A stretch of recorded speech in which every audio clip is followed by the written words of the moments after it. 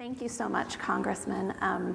I feel better having read the essay, and I'm not the only one who doesn't understand the Farm Bill. I wondered if you could give us a little bit of backstory about how or when you became so passionate about food and farming. Well, I've always been partial to food. It's the great unifier, after all. It is a great unifier. And my grandmother had an oversized lot and produced things. I got obsessed with it as a political issue when I was first elected to Congress in a special election. I'm kind of wandering around. I'm a new kid. And I started getting some campaign contributions, unsolicited, with the word sugar in the title. And I started checking, what's all this sugar stuff? And I found out about our sugar quota system that doesn't, quote, cost the taxpayer anything, but you pay extra billions of dollars. And it incentivizes the cane sugar production in the Everglades, which has helped decimate that. And we're spending billions of dollars trying to... So I got involved with trying to change the sugar program. It solved the problem of those unsolicited campaign contributions. I was going to say, those guys aren't But I coming found out anymore. that it's 1% of American agricultural production. It's 17% of the campaign contributions. Wow. And it really has it was part of this distorting impact. And so I've just been kind of following this along ever since. That was my introduction to the politics of agriculture. Just going down that rabbit hole, I'm sure. It's been fascinating. As someone, I dine out for a living, and I know it makes me seem like not a very popular person, but I pay more attention. I mean, the people in this room pay more attention than your average person in what we eat and what we purchase. Can you dial down your, suggestions for changes to the Farm Bill to a consumer level? Like, how would the average consumer be benefited by, these sort of like widespread changes you're suggesting? Well, part of why we want people to take a look at the Farm Bill and to look at it holistically is because it touches every aspect of our lives. Michael Pollan famously says, there's a reason a package of Twinkies costs less than a bunch of carrots. Now, there's some math going on there, but he's right in terms of what we subsidize and what's available. For me, I like his rules. You don't eat anything that your grandmother wouldn't recognize as food. But I think it is something that we need to start teaching kids from the outset. A Farm Bill ought to provide support for food programs in schools, teaching kids how to grow it, how to prepare it, how to appreciate it. It starts early, making good choices about food. And it's ironic, given the opportunity, and I love going to these school garden programs and where kids really get involved with understanding food in schools. They're very knowledgeable, and they pick healthy food. Yeah. Given a choice, properly prepared, understanding it, they make better choices. And that's something, they're continually bombarded by fast food advertising and this, that, and the other thing. But we ought to at least try to, through federal farm policy and education policy, to try and even that playing field. I think it starts with teaching people about it, giving them access. We ought to be subsidizing farmers' markets. That's part of basic infrastructure. And we ought to be able to provide, in some cases, physicians ought to be able to write prescriptions for healthy food. I'm sorry, Big Pharma, but it's cheaper and it works better. Yeah. There are so many of these elements that can be woven together that are common sense, that are cheaper, and that taken collectively, they expand the scope of sustainable agriculture. It spreads the cost. It makes it more affordable. And finally, it's appreciating it. We in Portland think we're the craft beer capital of the world. Well, we'll have a beer off. At 9 a.m. But it's interesting. What we have taught, people have gotten involved with this. They're producing amazing quality beer, ale, and people are paying more for a pint of really high quality stuff than for a six-pack of weasel piss. That people are paying about the same amount. They're drinking less, they're enjoying it more, and there's more value created with the product, the local creation, the sustainable aspects to that. And there is a virtuous cycle that we can produce in terms of what we do in our schools, in terms of local products, in terms of restaurants, to help people appreciate it and give them access to more appropriate local food, local processing, give farmers more choices about who to sell for. Many farmers just have one. I mean, they're held captive. Mm-hmm. And this is part of why we need to do this systemically. I completely agree with you. And I think many people in this room agree with you. You're kind of preaching to the choir here. I'm wondering how you're going about changing this on changing people's minds on a federal and national level. Well, it seems like common sense to me. I think you're right. what I've tried to do after kind of pounding my head against the wall for almost 2 decades was to try and go back to the basics. Have an outline of what a farm bill would look like ideally, and then try to persuade people to not accept the trade-offs. Many people in this room are associated with organizations that have been fighting, and where there have been little incremental bits of progress. But what we have gotten is the least they could get away with. And what I hope that we can get people to look at what it should be and then pick individual titles in terms of reforming crop insurance, in terms of dealing with nutrition, beginning farmers, a conservation title that is based on performance, and stop wasting money on huge industrial operations that are actually working against family farms and in terms of the values that we hold. If people are willing to not accept the inevitable that we're going to get rolled by big food and industrial meat, that we can come together, the people, the Hook and Bullet Club, who care about wildlife habitat, people who care about water quality and water quantity, the alliance that we have for individual titles ought to be able to prevail. If we make it an issue, if we hold people accountable locally, what are they doing for a farm? What would a farm bill look like for Seattle, for Spokane, for Boise, for Goldendale? I think it'd look a lot like what I did and wouldn't look much like the product that we got and what this committee is laboring over right now.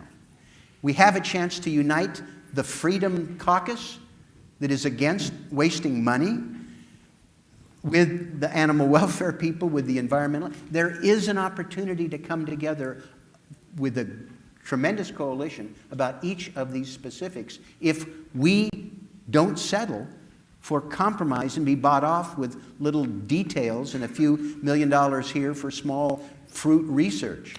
That's rounding error, and we shouldn't settle for it. Great.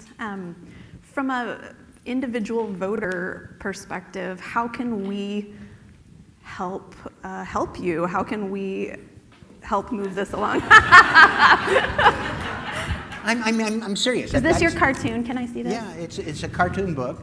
I but love it's cartoons. it's a step-by-step, resources, how it be, what can happen. But there's other things in terms of materials. There's no shortage of materials that are available. It's Civics 101.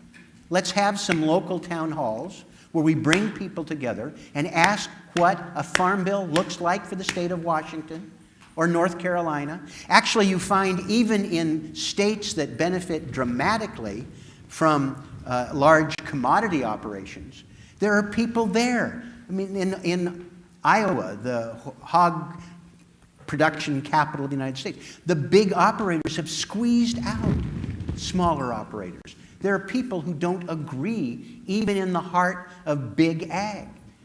They're worried about how the aging workforce. They're worried about young people being involved. They're worried about the pollution that they have to endure.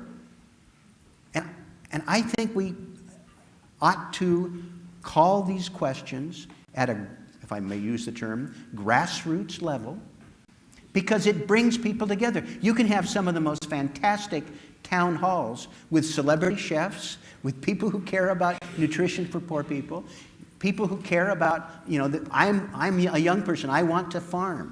People who are concerned about wildlife habitat. You can put together an amazing array in any community of this country, and most of the people will agree with the things you care about.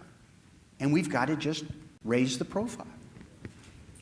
What's our time frame for input? I was wondering the same thing. Good question. Farm Bill expires September 30th. Now, you know, for Congress, a deadline is like the alarm to wake up. But they are hard at work. The ag committees in Congress are dominated by the districts and states that make out like bandits. Yeah. So it's hard to get this stuff through the committee, and they're working now on it. It was supposed to be released in the late fall, then it was going to be on the floor in January, and then it was going to be released last month, and then it was going to be released next week. Now it's going to be next month. There's a real problem because part of the committee wants to really eviscerate the nutrition parts. Work requirements, it's too generous. Others want more. There are some divisions there. And there are other areas of disagreement. Last time, the Farm Bill drug out. Well, these disagreements, the fact that it's not quite ready, gives us an opportunity to add our voices, gives us an opportunity to have those local forums where we invite people together, gives us an opportunity to be able to galvanize local coalitions about what does a farm bill look like for Bellingham or Minneapolis. And this is, I think, a really exciting opportunity to capture the movement that you are a part of. This is a national movement. There are people from the celebrity chefs and the people who care about wildlife habitat and the people who understand that the Farm Bill will be the #1 carbon bill that this Congress will consider. We can radically change carbon emissions, and it's not just through agricultural practices, but if you're going to transport food halfway around the country or around the world, and you're refrigerating it, all this processing is carbon intensive. Right.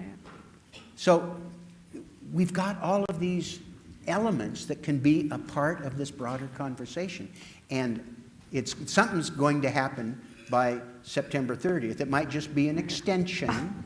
They've already stuffed things into other bills that are passing. We just gave another subsidy to the cotton industry. My Lord, we were found violating our own the trade obligations by heavily subsidizing cotton, often with subsidized water in the desert. Thank you very much. And so we ended up paying Brazil $120 million a year because we violated our treaty obligations. Congress thought it was cheaper to pay Brazilian cotton farmers than fix our program. And they stuck a provision in one of the must-pass bills that passed on the tax stuff. So things are going on now. The bill is ticking. They're not there. Something will happen by September 30th. The sooner we act, the better off we'll all be. Is there a country that you have looked to that's doing this really well? Do you know anybody, any international example? Every country's agricultural programs, in terms of the developed world, are pretty sophisticated, and they are played by their own agricultural interests. We're not the only people that subsidize. Of course. Yeah. Japan, thank you very much. Germany, France, God forbid.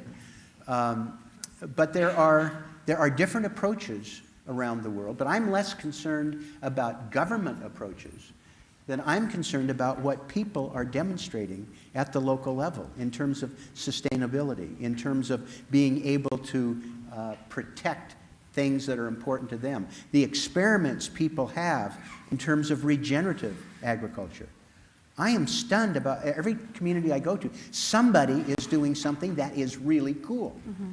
And I'm more interested in what is represented by the people who are here, the centers for agricultural and animal studies that are popping up all over the country, amazing programs. That is, I think, our salvation. We know what to do. Right. People are getting there. And I have a lot more trust with this grassroots movement than I do what filters through the government process with what the average age of a farmer in Japan is, 75 or something, and massively subsidized rice because the Japanese digest rice differently. It's not going to be government, I don't think. More about giving voice to these people who are already passionate about it. Great. I know that we only have about 5 minutes left, and we were interested in taking a couple of audience questions. I see a hand here in the middle. I don't know if there's a mic out there, but okay, good. Hi, Elise Geddes, Phoenix, Arizona. I run a series of mobile markets in urban Phoenix. Our governor of Arizona this week just passed signed a preemptive bill that bans municipalities from sugar sweetened tax. And so you just talked about local grassroots. What is a tangible way that a local municipality can fight back against those preemptive laws so that we can actually get revenue or get resources available to really fight these on the local level? If we're not allowed to levy that tax to go to convention and education, what are some things that governments can do to fight against those bigger policies? Well, in Arizona and other states that have the initiative process, there are opportunities to reverse the tables a little bit. And there have been initiatives for the treatment of farm animals, for instance, in terms of hunting practices. In Oklahoma, my next to the favorite political story of 2016, there was a Freedom to Farm bill voted on in Oklahoma, sponsored by the Farm Bureau, in a state that Donald Trump got his second highest vote percentage.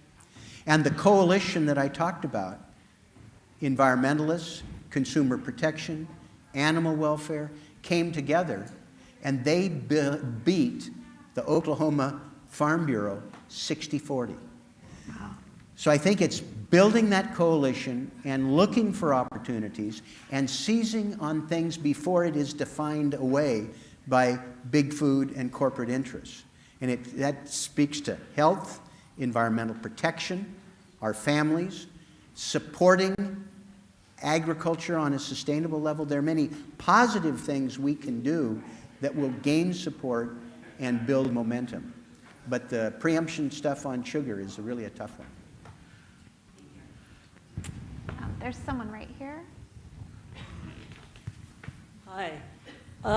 During the last Farm Bill, I was a senior policy advisor for a local Seattle City Council member, Richard Conlon, and worked with a group of community activists to actually create the Seattle Farm Bill principles, which laid out principles as well as a manifesto about why an urban environment cares and implementation actions. And this was signed on by public health officials, farmers, all kinds of folks, and became kind of a firestorm across the country and other urban environments. And I'm curious, being that you're suggesting that for this time, whether you're aware of that. I wasn't aware. That's cool. I'll look into it. Be happy to send it to you. Yeah. And what does your congressional delegation think about your farm bill? For our congressional, I don't know what they think about it. And this was a number of years ago during the last Farm Bill. It would be fun to dust it off. And definitely. Well, I've recently received a number of calls about that. Okay, great. I think we have time for one more. I'm going to go back there. Hi, my name is Elise Orlick. I'm the director of WashPerg. Thank you for being here, Representative. My question is, are there any examples from the past of when this grassroots movement has overcome the corporate interest in overturning a large part of the Farm Bill or some other national policy? Like, what's a good example we can look to and emulate to start to make those changes now? There have been very few sustained victories with the Farm Bill, because the coalition that we have that is broad tends to move on to other things, and they tend to not be working as a coalition about a big picture approach. We've had some success in terms of animal fighting. We've had some success in terms of getting rid of some direct subsidies. There have been some success in terms of helping on some sustainability and organic, but they have been small. They haven't, and even some of the improvements in the environmental sector in the last bill, and there were some modest adjustments that I think were good, it was accompanied by a $4 billion cut for environmental funding. We've had things that we've passed that get stripped out administratively by legislative leadership and in the departments. You have to be constantly vigilant because there's a big infrastructure that is there supporting the status quo, and that's been really hard to cope with. I think we're all done. The clock is flashing at us aggressively. But thank you so much, Congressman, for sharing this with us. And